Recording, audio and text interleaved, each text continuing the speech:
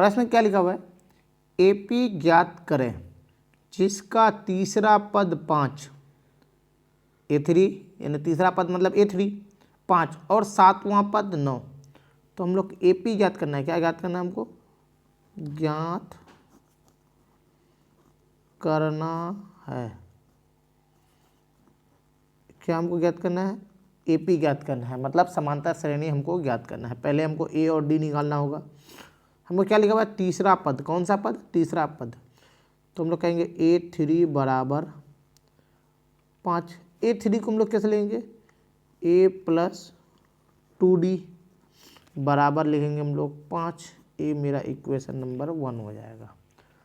दूसरा क्या बोलते? सातवां पद 9। तो हम लोग क्या कहेंगे? A7 बराबर 9। इसको हम लोग दूसरा लेंगे A प्लस जितना है, कितना पद है? सातवां, तो 6D बराबर में हो जाएगा आपका 9। ये मेरा इक्वेशन नंबर 2। अब देखिए इन दोनों इक्वेशन से हम लिखेंगे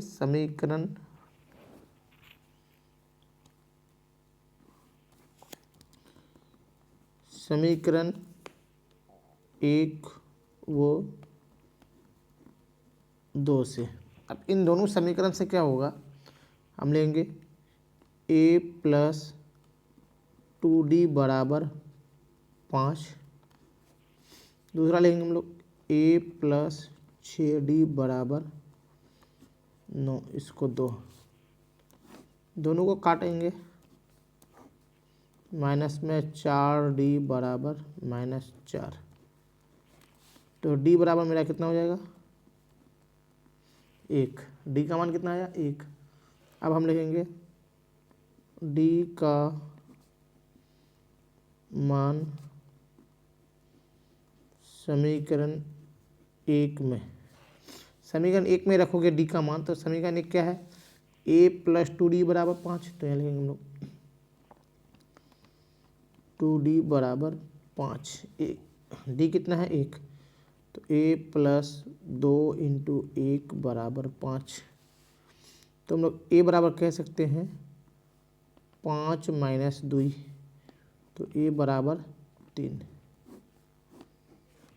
एक यहाँ, एक यहाँ।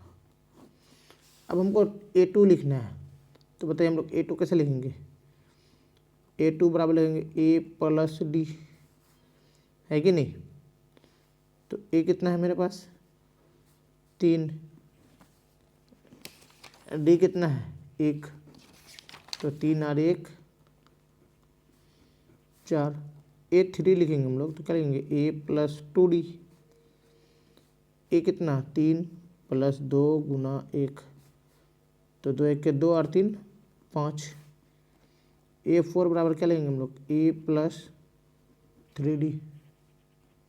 तो A कितना है? 3 प्लस 2 3D 3 इंटू 1। तो 3 1 के 3 और 3 6। तो मेरा AP हम लोग कह सकते हैं, पहला तो ये मेरा 3 होगा।